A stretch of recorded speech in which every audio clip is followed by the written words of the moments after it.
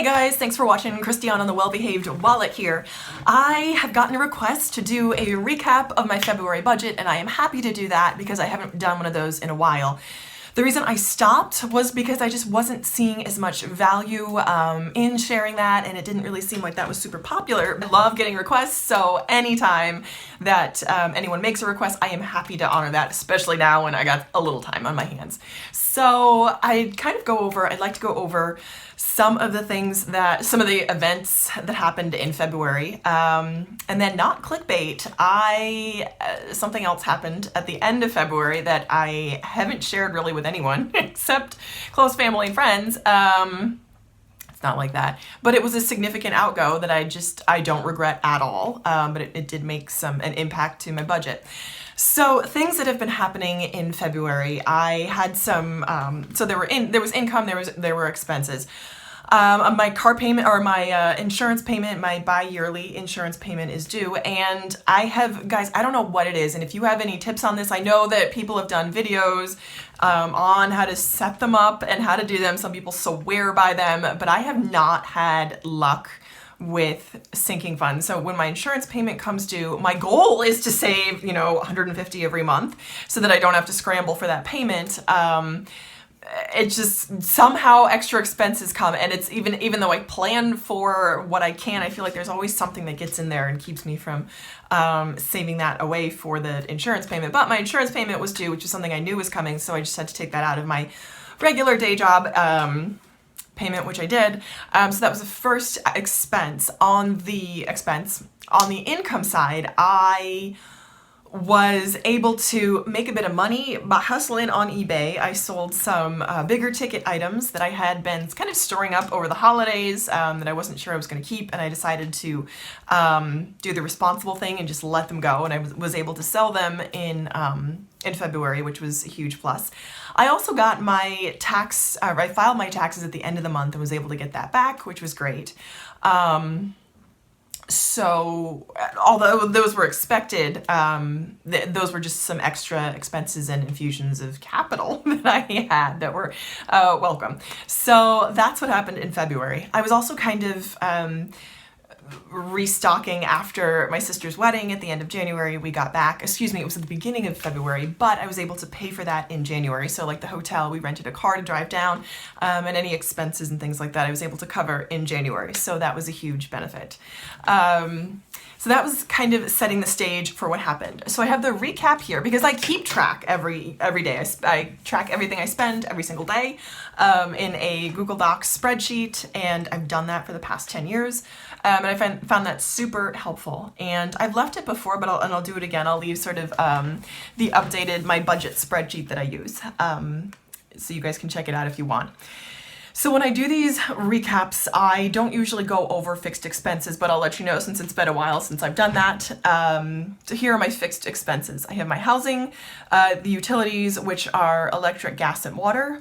And that is $337. Housing is $1,000. My phone is $45, and that's on a Boost Mobile page, prepaid automatic debit. I have my tithe. I have my student loan payment of $130, the car insurance payment, and then 2 healthcare payments, which total $130 together.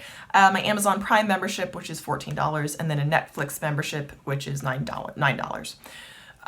So those are my fixed expenses. And as requested, I'll kind of go over the variable expenses and how I did as far as that goes. So, and I actually came in really well. And I have to confess, I did not do a pre-planned spending plan because I pretty much am on a set it and forget it kind of thing. I give myself $200 a week, $200 a month for groceries that I try to withdraw in cash. So that's $200 for groceries, $200 for gas, and I take out $100 a week in cash, and I spend out of that because gas is cheaper if you buy in cash. And my plan for groceries had been to buy in cash, which had been a huge mental shift for me. And mental shift in a positive way. So for gas in the month of February, I only spent $95.54, which is less than half of what I had budgeted, which is great because gas prices have been low. That money goes other places which you'll see. My groceries had been $179.27, which is, again, I came under that budget of $200. On the personal care side, I spent $336.31, which is a known problem for me. I don't want to say problem, but a known area of overspend for me. So that was a little bit high. I got just things that I needed, like sunscreen, or things that I wanted, like sunscreen, etc. Transportation, I spent $687.16. That was the price for my insurance. Food out was $180.59, which is actually less than what I normally budget, which is $200. Anything, houseware expenses, things like if I wanted to upgrade, like in the month of March, I bought that bookcase, that's where that would go. Business, I didn't spend anything either. Clothing, I spent $36. I wanted a new pair of shoes, which I got. And gifts was $197, and that was for my sister and for saved up for my best friend's birthday in March. So here's the part where I reveal the secret that I've been keeping. I went on vacation. So the amount I spent for travel was $781.07, and that was a plane ticket and then parking and tolls for parking at the airport.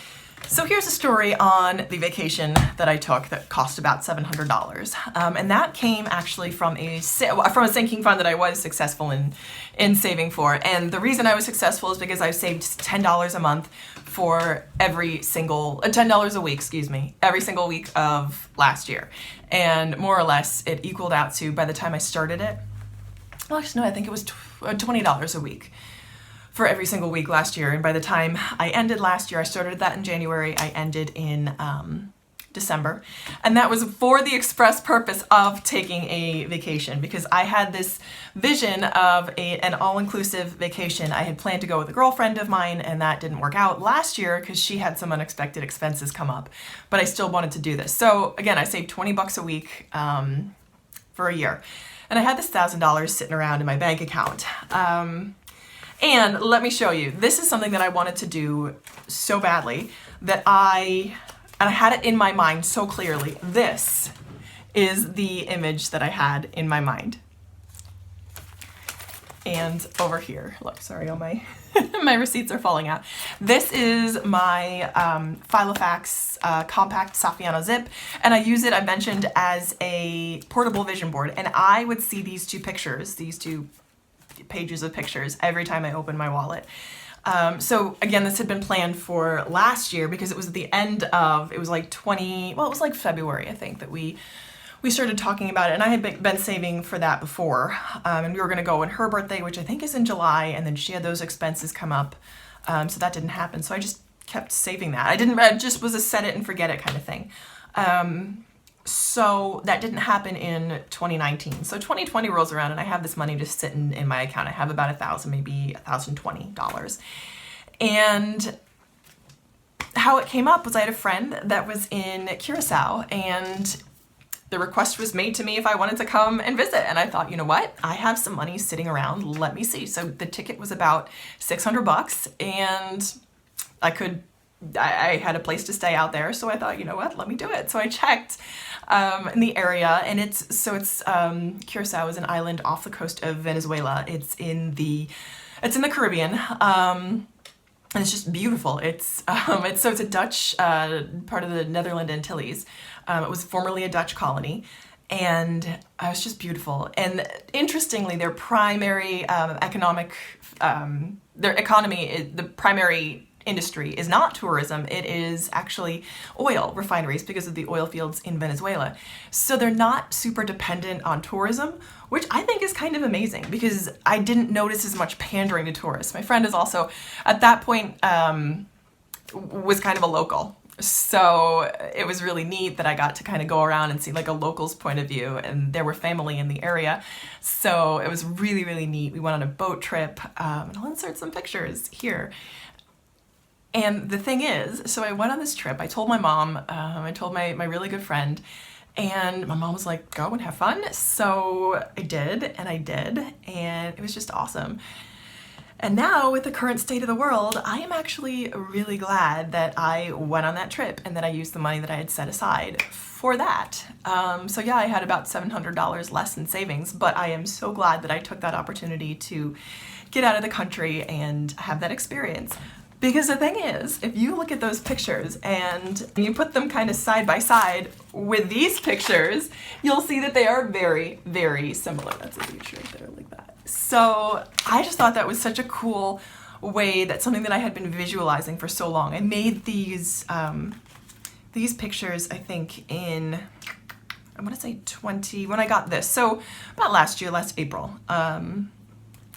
So I've been visualizing this for more than a year, and just about a year now, and it came to be. So I thought that was a really, really, really neat and just an amazing way. Like, I just had the most incredible time. I was gone for 4 days. I left on a Wednesday and I got back on a Saturday, and it was awesome. It was probably one of the best trips, if not the best trip that I ever took.